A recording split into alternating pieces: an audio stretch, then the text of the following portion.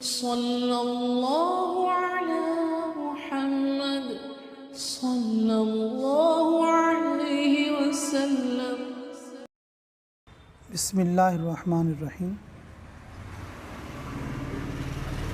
सूरह फातिहा ये इफ्तिताह की बरकत है।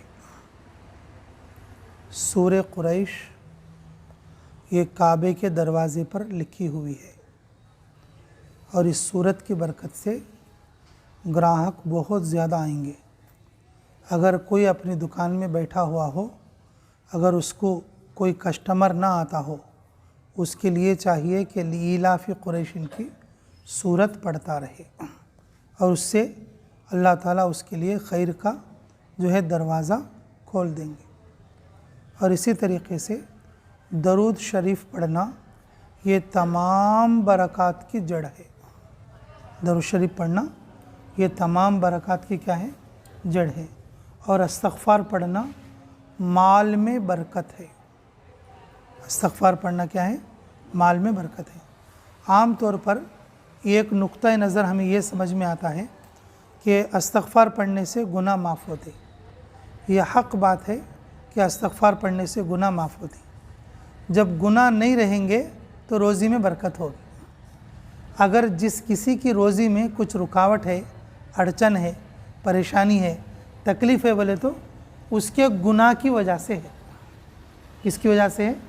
उसके गुनाह की वजह से है।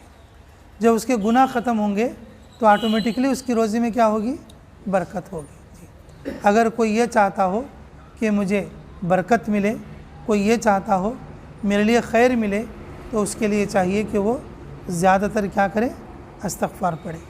माशाअल्लाह फ़जर की नमाज़ पढ़ने के बाद हम लोग अब इस दुकान की इफ्तिताही तौर पर और जो है दुआ करने के लिए आए हैं। माशाअल्लाह ये एक रोज़ी कमाने का ज़रिया है। क्या है बोलो? रोज़ी कमाने का ज़रिया है जी। ये ज़रिए से अल्लाह हमसे खुश हो जाना, अल्लाह हमसे क्या करना, खुश हो जाना। हज़रत उमर रज़ी अल्लाह अन्हु के ज़माने में मार्केट में घूमते थे आप, मार्केट में सफ़र करते थे आप, और जब देखते थे कोई नया दुकान लगाया हुआ है तो उससे पूछते थे, अरे भाई तूने तिजारत के मसाइल सीखे? क्या बोले? तूने तिजारत के मसाइल सीखे? तो वो बोलता कि हाँ मैं सीखा हूँ। किसके पास सीखा है? कि फ़लाँ उस्ताद के पास सीखे हैं। अच्छा ठीक है, तो फिर तू दुकान रख ले।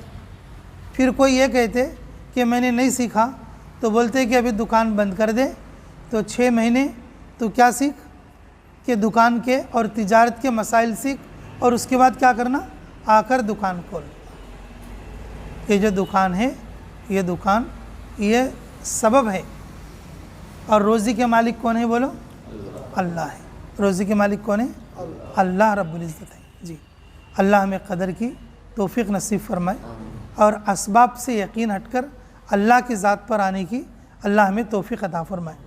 फरमाया रसूलुल्लाह सल्लल्लाहु अलैहि वसल्लम ने, अगर कोई दुकानदार ने जो है दुकान में कोई सौदा बेचा, घर ले जाने के बाद दुकानदार ने क्या बेचा, सौदा बेचा, घर ले जाने के बाद कि उसको वो सौदा समझ में नहीं आया तो उसने वापस कर दिया। उसने क्या कर दिया? वापस कर दिया।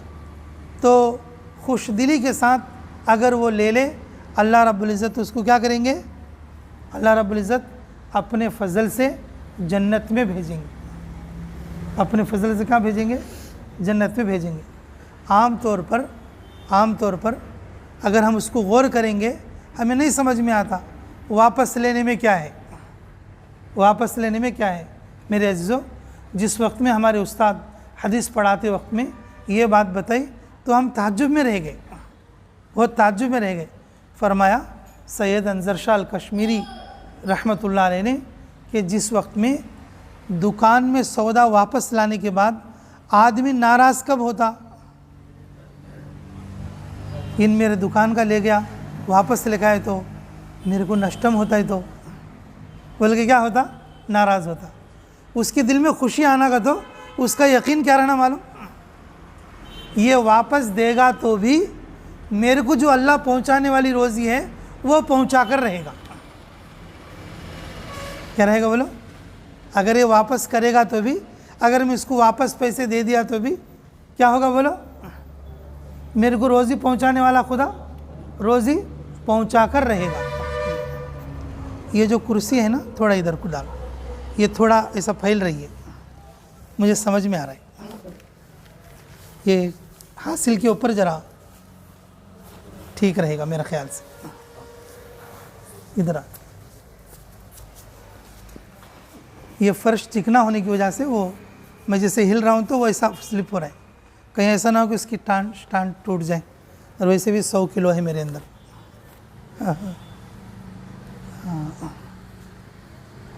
अच्छा जी, मैं ये बता रहा था कि रोज़ी के मालिक कौन है बोलो? अल्लाह है।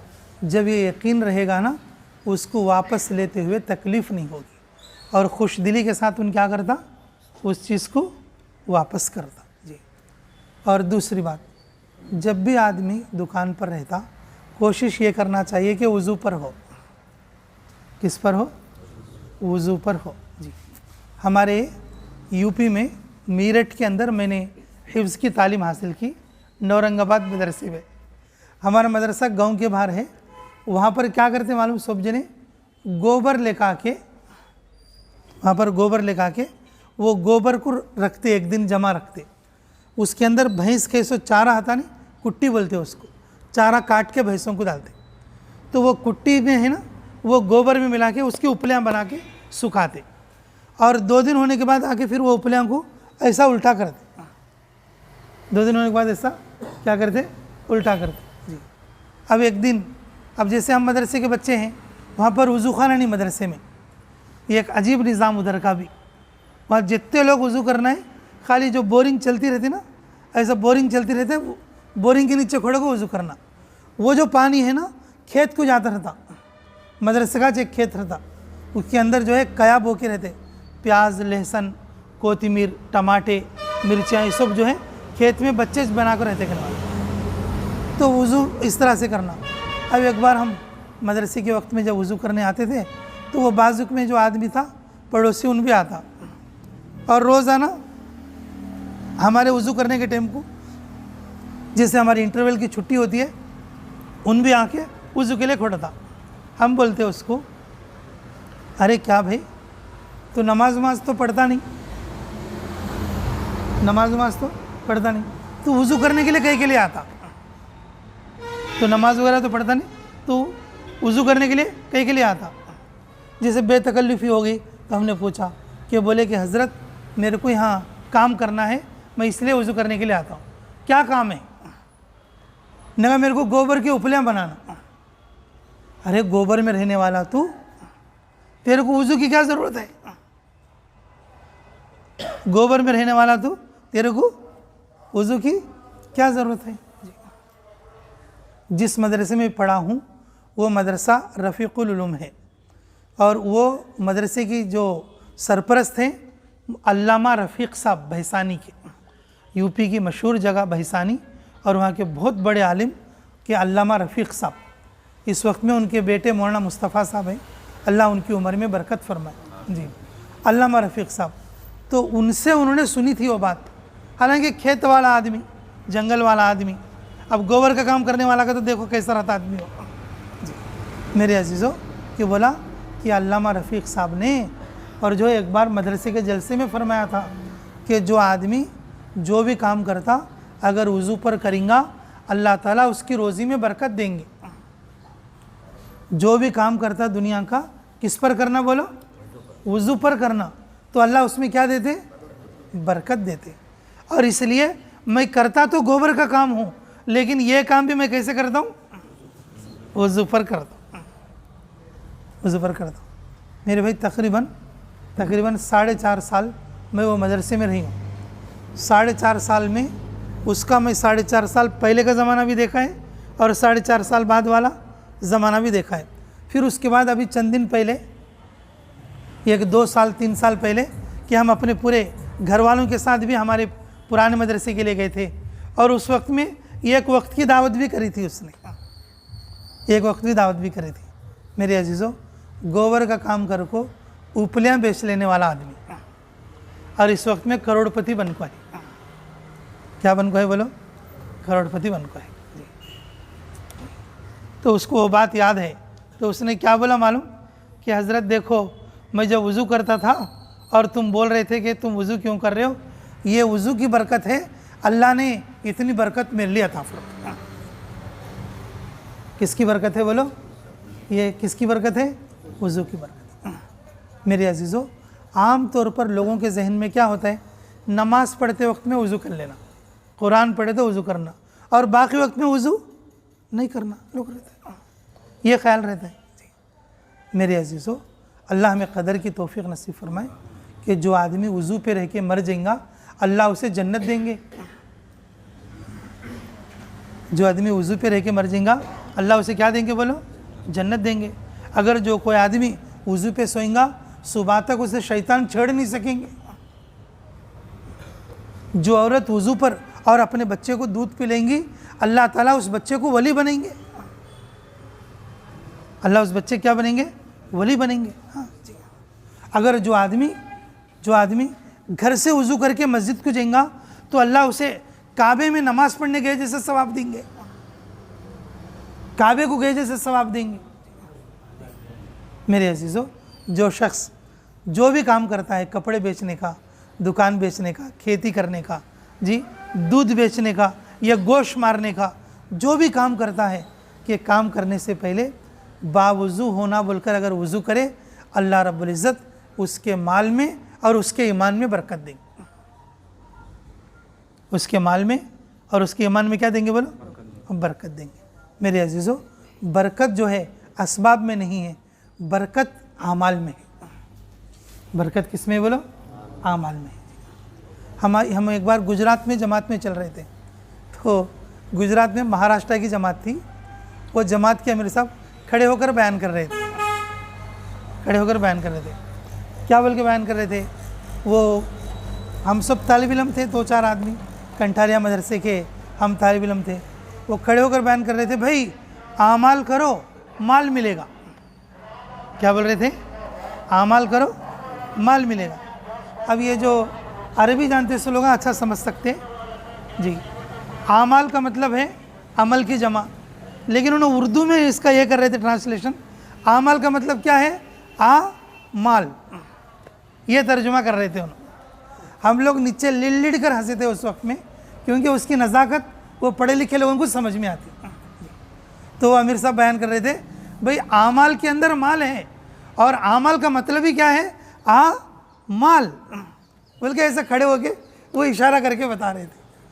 हालांकि उनका ये तर्जुमा दुरुस्त नहीं है, लेकिन उनकी ताबीर सही हो सकती है। उनकी ताबीर क्या हो सकती है? सही हो सकती है। क्यों? कि अल्लाह रब्बुल इज़्ज़त ने माल में बरकत के असबाब, ज़िंदगी में बरकत के असबाब के अंदर नहीं रखा है, बल्कि किस में रखा है बोलो? आमाल के अंदर रखा है। अगर कोई आदमी फजर की नमाज़ पढ़ के और इशराक पढ़ के और बावज़ू होकर और अपनी दुकान पर आकर खोले, और फिर यहाँ पर आकर बैठने के बाद दरूद पढ़े, इस्तग़फ़ार पढ़े, सूरह कुरैश पढ़े, और जो है सूरह फातिहा पढ़े, और फिर आने वाले ग्राहक को और जो है वो हमारी कामयाबी का ज़रिया ना समझे। क्या ना समझे? भाई ज़्यादा लोगों का आना हमारी कामयाबी का ज़रिया नहीं है। ये जो लोग आ रहे हैं इनको कौन भेज रहे हैं? अल्लाह भेज रहे हैं। इनको कौन भेज रहे हैं बोलो? अल्लाह भेजते हैं। और जो रोज़ी में बरकत कौन देते हैं? अल्लाह देते हैं। मेरे अजीज़ों, ये जो रोज़ी की जो बरकत है ना, वो असबाब की वजह से मुक़द्दर की रोज़ी मिल जाएगी। मुक़द्दर की रोज़ी बोलो मिल जाएगी, चाहे उसे हलाल तरीक़े से ले या हराम तरीक़े से ले। और उसकी बेहतरीन मिसाल आप लोग सुन के भी रहते, हज़रत अली रज़ी अल्लाह अन्हु एक मरतबा नमाज़ पढ़ने के लिए जा रहे थे। उनके घोड़े पर जीन वगैरह भी थी। तो क्या बोले कि कोई यहूदी था और जो है कोई गैर था कि उसके लिए नमाज वाजिब नहीं थी। तो हज़रत ने कहा, अरे ग़ुलाम इधर आ, कि ये जो घोड़ा और जीन है इसको देखते रहे ना, मैं जाके नमाज़ पढ़ के आऊँगा। मैं जाके क्या करूँगा? नमाज़ पढ़ के आऊँगा। तो नमाज़ पढ़ने के लिए चले गए। नमाज़ पढ़ के दुआ करते करते हज़रत अली रज़ी अल्लाह अन्हु ने ख्याल किया, अब बेचारा देख मैं बोलते में खड़ो गया, मैं उसे क्या देना बा, मेरे कने क्या नहीं, तो घोड़े के ऊपर जीन है ना, वो क्या करूँगा, वो दे डालूँ। घोड़े ऊपर क्या है, जीन है, मैं उसे क्या कर दूँगा, दे दूँगा। नियत करके घर से मस्जिद से बाहर निकले, आकर देखे तो घोड़ा है और घोड़े के ऊपर की क्या नहीं है, जीन नहीं, घोड़े के ऊपर की जीन नहीं। हज़रत अली रज़ी अल्लाह अन्हु ने पास वालों से फरमाया, पास वालों से, भाई थोड़ा इंतज़ार करता तो वो चीज़ उसे क्या मिलती, हलाल होकर मिलती। ये 5 मिनट जल्दी पढ़ के उस चीज़ को हराम करके ले लिया। क्या करके ले लिया बोलो, हराम करके ले लिया। अगर 5 मिनट इंतज़ार करता तो वो चीज़ उसे कैसी मिलती, हलाल होकर मिलती। इसलिए मेरे अजीज़ों कि हम लोग ये झूठ बोलकर या धोखा देकर, जी, मन गश्शा अलैना फलैसा मिन्ना, जो आदमी धोखा देगा वो क्या नहीं है बोलो, हम में से नहीं है। जी, धोखा देकर कमाएगा, झूठ बोलकर कमाएगा, मेरे अजीज़ों उस वक्त में माल बड़े सर का तो दिखता, उस वक्त में माल बड़े सर का तो दिखता, लेकिन उस माल के आने के बाद जो परेशानी आती है मेरे अजीज़ों, वो बयान करने के काबिल नहीं, हमें उसको बयान भी नहीं कर सकते। जो माल धोखा देकर, झूठ बोलकर और हराम तरीक़े से जो माल आएगा वो बड़े बड़े नुकसानात करेगा, बड़े बड़े नुकसानात करेगा। इसलिए मेरे अजीज़ों कि अगर हम थोड़ा सा तवक़ुफ़ करेंगे, हमारी मुक़द्दर की रोज़ी हमें क्या करेगी बोलो, मिल जाएगी, मुक़द्दर की रोज़ी मिल जाएगी। अल्लाह पहुँचा कर रहेंगे, हमारी मुक़द्दर की रोज़ी हमें मिलने से पहले हमें मौत नहीं आ सकती। हर वो लुक़मा पहुँचेगा, हर वो सांस जो हमारे अंदर जाएगा वो मिलेगा, हर वो कपड़ा जो पहना जाएगा वो हमें मिलेगा, हर वो मकान जिसमें हम रहेंगे वो हमें मिलकर रहेगा। हमारी मुक़द्दर की चीज़ें हमें मिलेगी, बशर्ते के हम असबाब से यकीन हटा दें। असबाब से क्या हटा दें, यकीन हटा दें, असबाब से यकीन हटा दें, अल्लाह पर यकीन रखें और हलाल तरीक़े से कमाने की कोशिश करें, हलाल तरीक़े से कमाने क्या करें, कोशिश करें। हमारी जमात एक बार अमरावती गई थी, ये तो हमारा आंध्र अमरावती है, कि महाराष्ट्र अमरावती में हमारे चावल की जमात थी। वो जमात की नुसरत के लिए हम गए थे कि सच बोलेंगे तो भी आप सुनेंगे, अगर मैं झूठ बोलूँगा तो भी आपको सुनना पड़ेगा, लेकिन झूठ बोलूँगा तो मेरे लिए जहन्नम होगी। लेकिन मेरे अजीज़ों कि अल्लाह गवाह है, जिस तरह से फजर की नमाज में, जिस तरह से ज़ोहर की नमाज में और जिस तरीके से मगरिब की नमाज में लोगों की भीड़ ज़्यादा होती है, चाश्त की नमाज में उतने लोग आते हैं। वहाँ कौन सी नमाज में बोलो, चाश्त की नमाज में उतने लोग आते हैं। हमारे चावल के अमीर साहब की जमात चल रही थी, तो मैंने बोला भाई तालीमी गश्त कर रहे हैं आप लोग? ने कहा कभी करते हैं कभी नहीं करते। अरे भाई तुम्हें तालीमी गश्त के लिए बाहर जाने की ज़रूरत नहीं, चाश्त पढ़ने के लिए पूरे महल्ले के लोग यहीं चाह रहे ना, पूरे मार्केट के लोग यहीं चाह रहे ना, तुम्हें यहीं बैठ के मस्जिद के गेट पर उनका इस्तकबाल करके 1-2 मिनट या 2-4 मिनट आप लेते रहो। ये तरतीब मैंने बताई थी उस वक्त में। मैंने वहाँ का माहौल देखा था, महाराष्ट्र अमरावती का।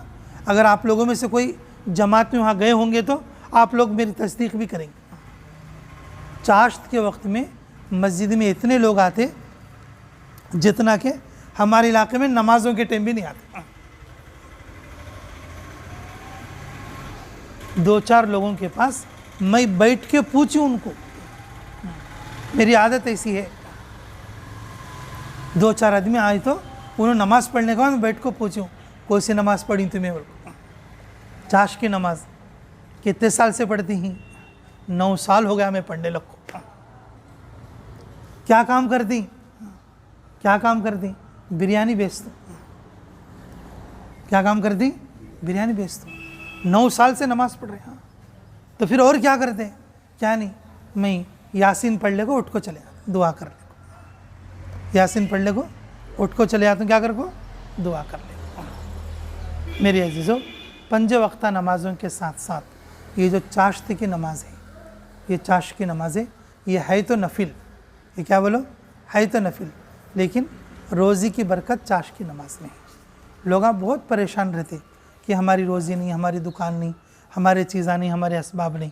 मेरे अजीज़ों, अल्लाह रब्बुल इज़्ज़त ने कि रोज़ी की बरकत चाश्त की नमाज में रखी है। किस में रखी है बोलो? अच्छा, तुम कहोगे ये चाश्त की नमाज का वक्त करेक्ट हमारे कामों के टाइम पे आता, हमारे सीज़न के टाइम पर और हमारे जो है काम के टाइम पर आता, इसीलिए तो उसमें बरकत है। चाश्त की नमाज का वक्त कब है? जब हम बिल्कुल सबब पे आके दुकान खोल को अल्लाह बिस्मिल्लाह को बैठ कर रहती। जब छोड़ को जाना का तो आदमी को कितनी तकलीफ रहती है। साहिब शरीयत का मकसूद यही है कि जब आदमी दुनियावी सबब पर बैठे, खोल कर आराम से जो दुकान खोल कर बैठे और अपना ठिया खोल कर बैठे, तो क्या करे कि उस वक्त में उसको छोड़कर अल्लाह के सामने आकर सजदा रेज़ हो और अल्लाह से ये कहे रोज़ी में बरकत दुकान में नहीं है, ऐ अल्लाह रोज़ी की बरकत कौन देंगे? एक और बात, हमारी जमात जिस वक्त में तंजानिया में गई थी, तारिक जमील साहब आए थे वहाँ पर, तो हम जब पहली मुलाकात के लिए जैसे पहुँचे, जब हम जाके बैठे तो ये बात चल रही थी वहाँ पर, ऐसा हजरत कुर्सी पर बैठे थे, तो बोले कि अच्छा भाई बताओ कि तुम्हारे सीधे गुड़गे में क्या है? दर्द है, सीधे गुड़गे में दर्द है, लेकिन तुमने ये जो दर्द जाने की जो दवा है, जो बाम लगा रहे हैं, वो डामे गुड़गे पे लगा रहे हैं, तो बताओ तुम्हारा दर्द जाएगा? तुम्हारा दर्द जाएगा? तो सारे बैठने वाले ने कहा कि हज़रत भाई सीधे गुड़गे पे दर्द है तो डामे गुड़गे पे लगे तो कहाँ से दर्द जाएगा? तो सीधे गुड़गे पे दर्द तो सीधे गुड़गे पे लगाना चाहिए। तो उस वक्त में हज़रत ने ये कुरान की आयत पढ़े, वफ़िस समाई रिज़्क़ुकुम व मा तुअदून, जिस रोज़ी का तुमसे वादा किया गया है वो रोज़ी आसमानों में है, तुम कहाँ ज़मीन में तलाश कर रहे हो? तुम कहाँ ज़मीन में तलाश कर रहे हो? रोज़ी कहाँ पर है बोलो? आसमान। और उसे उतारना बोले तो चाश की नमाज पढ़नी पड़ेगी, उसे उतारना बोले तो अल्लाह की ज़ात पर यकीन करना पड़ेगा, अल्लाह से मदद मांगनी पड़ेगी। पहली बात जो उनके रूबरू हमने जो बात सुने वो ये बात थी, वफ़िस समाई रिज़्क़ुकुम व मा तुअदून, कि रोज़ी आसमान से उतरती, हम ज़मीन में कहाँ तलाश कर रहे हैं? हम ज़मीन में कहाँ तलाश कर रहे हैं? तो माशाअल्लाह कि देखो कि ये जो चाश्त की नमाज है और उसकी भी पाबंदी करनी चाहिए। कि 2-3 बातें मैंने बताई हैं कि पहली चीज़ ये है कि आदमी जब दुकान पर बैठे तो वज़ू के साथ बैठे। कैसे बैठे भाई? वज़ू के साथ बैठे। और दूसरी बात, अगर कोई वापस लेने के लिए आए तो खुश दिली के साथ उसको क्या करें? वापस करें। और तीसरी चीज़ कि यकीन किसकी ज़ात पर रखें? अल्लाह की ज़ात पर रखें, और फिर जो है और चाश्त की नमाज पढ़ने की कोशिश करें। ये सब के लिए है बातें। ये क्या है बोलो? ये सब के लिए है बातें। अल्लाह हमें अमलों की तौफीक नसीब फरमाए। तो मेरे अजीज़ों, वजीफ़े के तौर पर ये 2-3 बातें मैंने बताई हैं।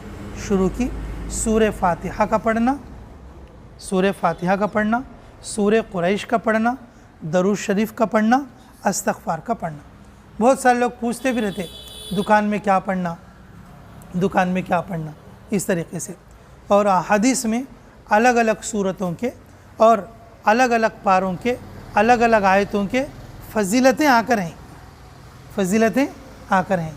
लेकिन मेरे अजीज़ों, कि हमारे जो उस्ताद जो देवबंद में अभी ज़िंदा हैं जी, बाबा फरीदुद्दीन नाम है उनका, अल्लाह उनकी उम्र में बरकत फरमाए। वो हज़रत क्या बोलते थे मालूम? कि भाई इस तरीके से एक ही सूरत को आदमी 40 साल से पढ़ रहा है, एक ही सूरत को आदमी जो है अपने दुकान में बैठ के 20 साल से पढ़ रहे हैं, ऐसा नहीं। बल्कि उसके लिए क्या होना चाहिए? अगर कुरान रखे अपने दुकान में और रोज़ाना आधा पारा पढ़ता रहे, पूरे कुरान में जो बरकत है और वो उसे हासिल होगी, और कुरान का दौर भी निकलता रहेगा और कुरान की बरकत भी उसे मिलती रहेगी। 40 साल से उसने कुरान नहीं पढ़ी और कुरान की एक ही सूरत पढ़ ले रहे, और उसकी नीयत क्या है? ये सूरत से मेरे दुकान में बरकत आना। बहुत बड़ी चीज़ को बहुत छोटी चीज़ के लिए जो है नुकसान कर दिया।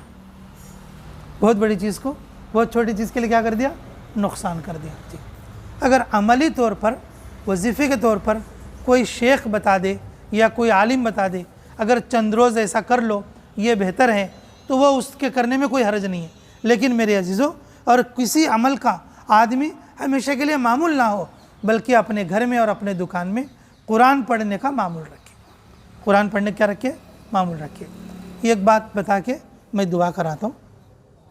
सहारनपुर में हम एक दुकान से ऐसे आदमी से मिले जी, शेख ज़करिया रहमतुल्लाह अलैह है नहीं, उनका फ़ोटो ये गैर मुस्लिम की दुकान में है। शेख ज़करिया रहमतुल्लाह अलैह का फ़ोटो सहारनपुर में किसमें? ये गैर मुस्लिम की दुकान में एक बड़ा फ्रेम करा को रख लिया। पासपोर्ट फ़ोटो चाहे वो, लेकिन वो हिंदू आदमी की अक़ीदत है। एक हिंदू आदमी क्या है? अक़ीदत है। लेकिन मेरे अजीज़ों, 40 पर 7 बरस हो गई। कितने बरस हो गए बोलो? ये एक दिन भी दुकान बंद कराया नहीं हो। एक दिन भी क्या करानी बोलो? बंद करें। मंगल के दिन मार्केट की छुट्टी होती है, मंगल के दिन भी बंद नहीं करता। जिस दिन स्ट्राइक होता ना, जिस दिन कर्फ्यू होता, वहाँ के गवर्नमेंट वाले भी क्या करती? उसे दुकान खोलने की इजाज़त देती। मिठाई की दुकान है, कहीं की दुकान? मिठाई की दुकान जी।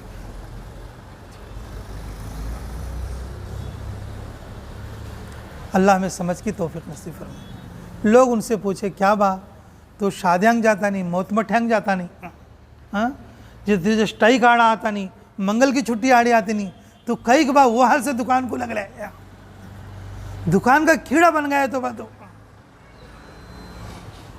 पूछे तो उन क्या बोले मालूम जी?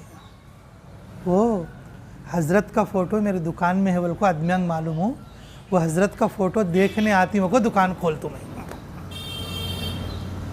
क्या करती बोल को? अब मैं बंद कर इस दिन कौन तो आया, तो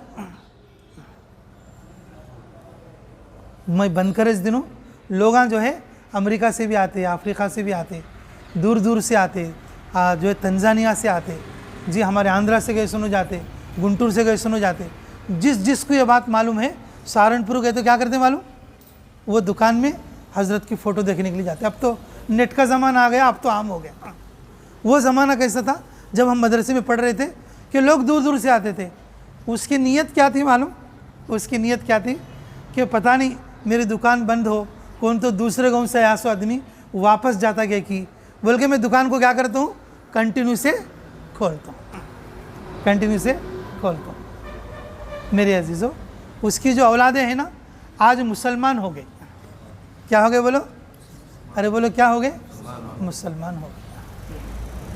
अल्लाह हमें क़दर की तौफीक नसीब फरमाए। तो एक दिन हमारे उस्ताद मुफ्ती मुश्ताक साहब फरमाते थे कि देखो उसने दुकान खोला है। क्या बोलो? उसने दुकान खोला है, उसके दुकान के लिए नहीं, उसने दुकान खोला है लेकिन उसके दुकान के लिए, फ़ायदे के लिए और जो है लाभम के लिए नहीं। उसने दुकान खोला है लोगों को फ़ायदा पहुंचाने की नीयत से, जो उसके जहन में है कि मेरे दुकान को वो फ़ोटो देखने वाले ऐसे आदमी वापस नहीं जाना। अल्लाह रब्बुल इज़्ज़त उस इस्तिक़ामत की वजह से अल्लाह दुनिया में उसको माल भी दे दिया। अल्लाह ने दुनिया में उसको माल भी दे दिया और आमाल की भी तौफीक दे दी, ईमान की भी तौफीक दे दिया, और वो भी मरते मरते कलमा पढ़ने को चले गए। मरते मरते क्या कर को चले गया? हज़रत फरमाते थे बुज़ुर्गों को ज़िंदगी में अगर कोई कदर करे अल्लाह उसे भी महरूम करते।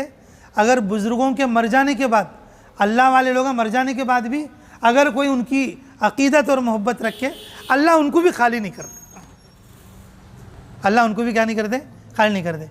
वो दुकानदार ने कि उनसे अक़ीदत और मोहब्बत रखी शेखुल हदीस ज़करिया रहमतुल्लाह अलैह से, अल्लाह ने उसको महरूम नहीं किया, मरते मरते ईमान देकर उसे भेज दिया उसकी औलाद में। और एक बेटा जो है और जो इस वक्त में मुसलमान है,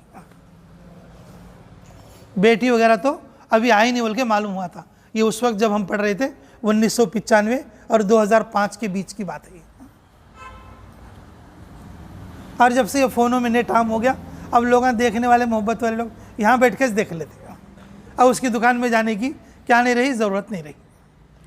तो मेरे अजीज़ों कि जब आदमी, मैं ये बात समझाना चाहता हूँ ये बात बोल के कि हलाल रोज़ी कमाने के लिए अल्लाह हुक्म देकर है ना,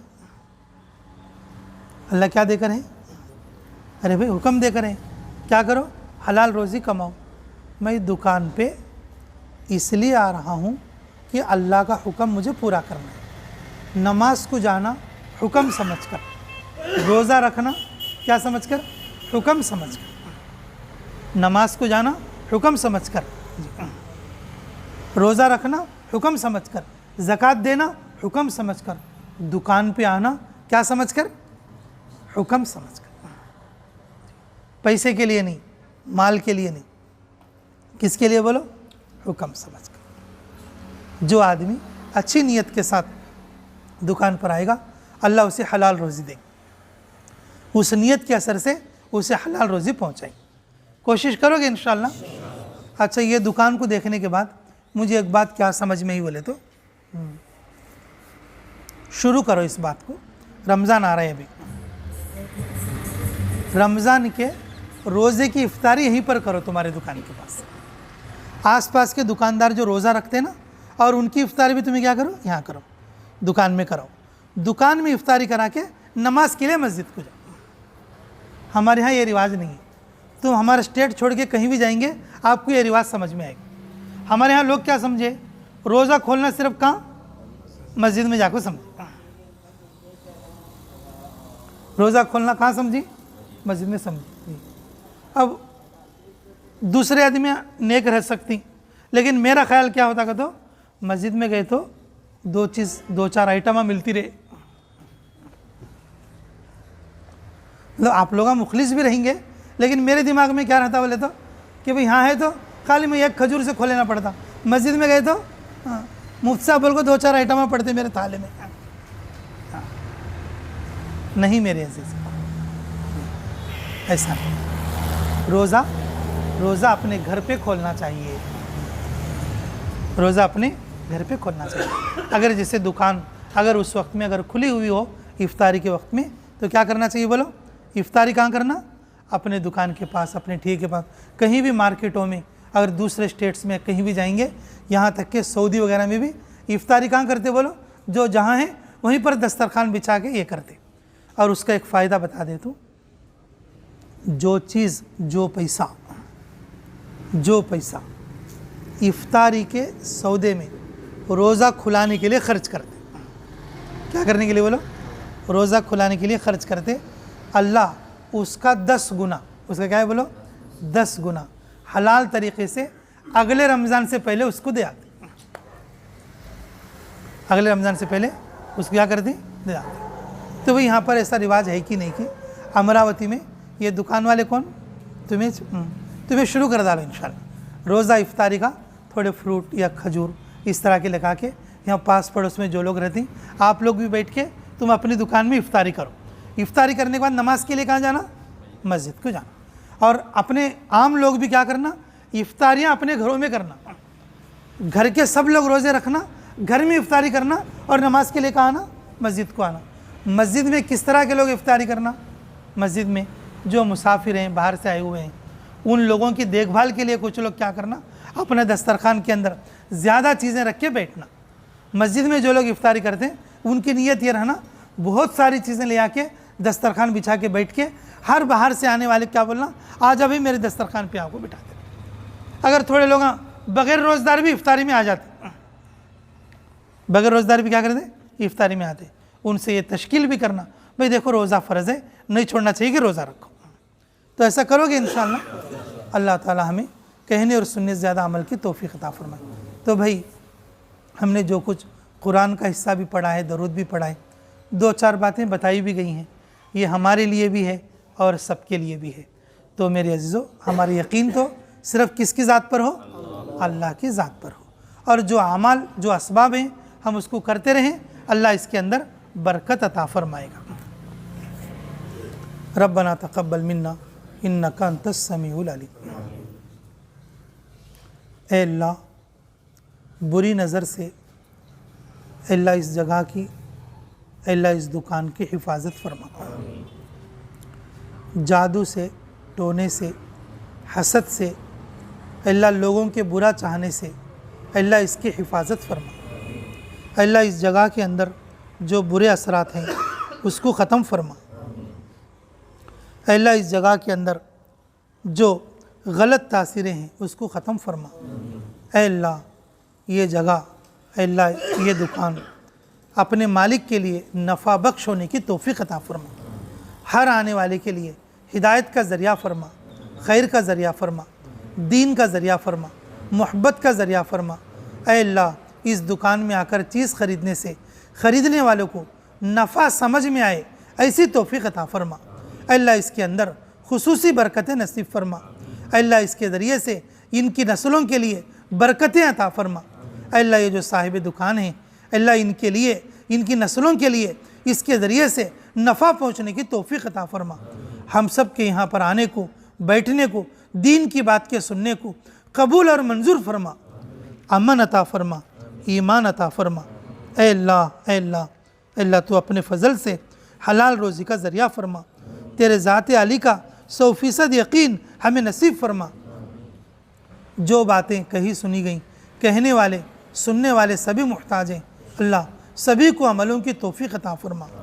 अल्लाह सभी को अमलों की तौफ़ीक़ अता फरमा। अल्लाह हम में से, हम सब के जो कारोबार हैं, हम सब के अल्लाह जो वसाइल हैं, अल्लाह उसमें बरकत अता फरमा। अल्लाह हमें चाश्ती की तौफ़ीक़ अता फरमा, रोज़े रखने की तौफ़ीक़ अता फरमा, रोज़ा इफ्तारी कराने की तौफ़ीक़ अता फरमा। अल्लाह अल्लाह हमारे दुकानों में बरकत फरमा, हमारी कमाइयों में बरकत फरमा, हमारे घरों में बरकत फरमा, हमारी उम्रों में बरकत फरमा, हमारी नेकियों में बरकत फरमा। अल्लाह अल्लाह हमारी यकीन में बरकत फरमा। अल्लाह हम सब के यहाँ पर जमा होने को बेइंतहा कबूल फरमा। रब्बना तक़ब्बल मिन्ना इन्नका अंतस समीउल अलीम व तुब अलैना इन्नका अंतत तव्वाबुर रहीम। रब्बना तक़ब्बल मिन्ना इन्नका अंतस समीउल अलीम व तुब अलैना इन्नका अंतत तव्वाबुर रहीम बिरहमतिका या अरहमर राहिमीन।